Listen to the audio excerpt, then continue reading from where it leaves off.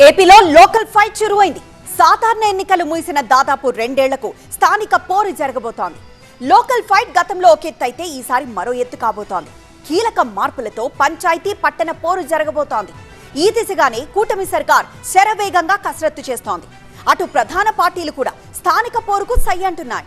ఆయా పార్టీల నేతలు ఎవరికి వారు స్పెషల్ ఫోకస్ పెట్టేశారు. అయితే పాత ఓటర్ల లిస్టుతో స్థానిక ఎన్నికలు జరుగుతాయా, కొత్త ఓటర్ల జాబితా ప్రకారం నిర్వహిస్తారా అనేది ఏపీ పాలిటిక్స్ లో హీట్ పెంచుతోంది.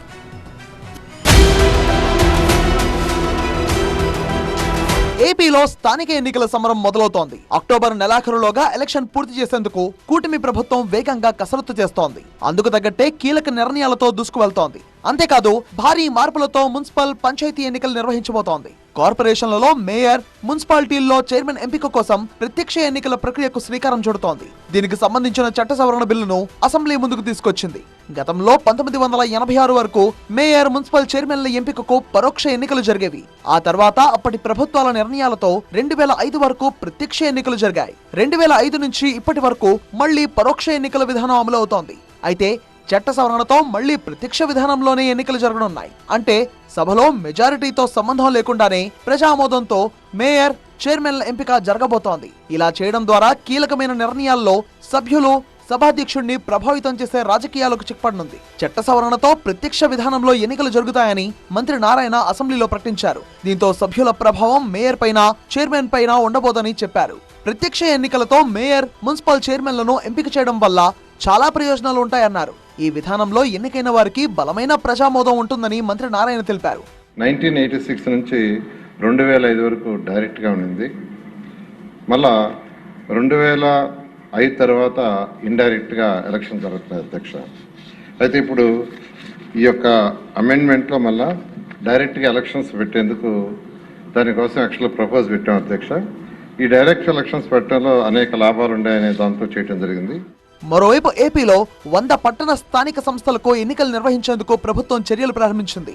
ఏపీలోని 87 మున్సిపాలిటీల పాలక వర్గాల గడువు ఇప్పటికే పూర్తవగా మరో 13 పాలక వర్గాల పదవీకాలం నవంబర్తో ముగియనుంది. వీటన్నింటికీ ఎన్నికలు నిర్వహించేందుకు కసరత్తు మొదలుపెట్టింది. ఏపీలో మొత్తం 123 పట్టణ స్థానిక సంస్థలు ఉండగా మరో 23 సంస్థలు కోర్టు కేసుల్లో ఉన్నాయి. దీంతో ప్రస్తుతం 100 పట్టణ స్థానిక సంస్థలకు ఎన్నికలు నిర్వహించడానికి రెడీ అవుతోంది. ఇందుకోసం అవసరమైన ఓటర్ల జాబితా తయారీ, వార్డుల విభజన, రిజర్వేషన్ల ఖరారు లాంటి ప్రక్రియలు వేగవంతం చేయాలని సూచించింది.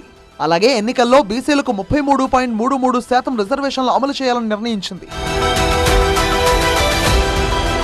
ఇక స్థానిక సంస్థల ఎన్నికల ప్రక్రియను అక్టోబర్ చివరి నాటికి పూర్తి చేయాలని నిర్ణయించినట్టుగా ఏపీ ప్రభుత్వం హైకోర్టుకు తెలిపింది. ఓటర్ల జాబితాను సిద్ధం చేసి దానిని ఖరారు చేయాలని రాష్ట్ర ఎన్నికల సంఘం ప్రభుత్వాన్ని కోరిందని ఏజీ దమ్మాలపాటి శ్రీనివాస్ తెలిపారు. ఎన్నికల నిర్వహణకు సంబంధించి జిల్లా కలెక్టర్లతో ఎస్ఈసీ సమావేశాలు నిర్వహిస్తోందని కోర్టుకు నివేదించారు. స్థానిక సంస్థలకు సంబంధించిన చట్టాల్లో కొన్ని సవరణలు చేసే ప్రక్రియలు కొనసాగుతున్నాయని, వాటి ఆమోదం కోసం అసెంబ్లీలో ప్రవేశపెడుతున్నట్టుగా తెలిపారు. అదే సమయంలో స్థానిక ఎన్నికల్లో బీసీలకు 33.33% రిజర్వేషన్లు కల్పిస్తూ ఏపీ ప్రభుత్వం ఇప్పటికే నిర్ణయం తీసుకుందని గుర్తు చేశారు. ఇదిలా ఉంటే అక్టోబర్ 3వ తేదీన విడుదల కానున్న తుది ఓటర్ల జాబితా ఆధారంగానే స్థానిక ఎన్నికలు నిర్వహించాలని వైసీపీ డిమాండ్ చేస్తోంది. స్థానిక సంస్థల ఎన్నికల నిర్వహణపై ఏపీ రాష్ట్ర ఎన్నికల సంఘాన్ని కలిసిన వైసీపీ నేతలు కొత్త ఓటర్ల జాబితా ప్రకారమే స్థానిక ఎన్నికలు నిర్వహించాలని విజ్ఞప్తి చేశారు. పాత ఓటర్ల జాబితాలో ఎన్నికలకు కసరత్తు చేస్తూ స్థానిక ఎన్నికలు వాయిదా వేసేందుకు కూటమి ప్రభుత్వం చూస్తుందని వైసీపీ నేత లేళ్ల అప్పిరెడ్డి ఆరోపించారు. సెప్టెంబర్ 3వ తారీఖున ప్రాతిపదిక ఓటర్ లిస్టులు తయారు చేయొద్దండి.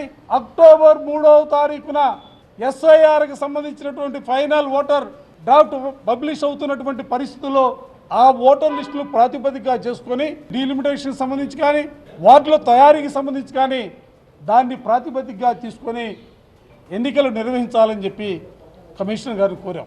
మొత్తంగా ఏపీలో స్థానిక ఎన్నికల హడావుడి ప్రారంభంతోనే రాజకీయం వేడెక్కుతోంది. కీలక మార్పులతో పంచాయతీ, మున్సిపల్ ఎన్నికలు జరగబోతుండడం ఆసక్తి రేపుతోంది.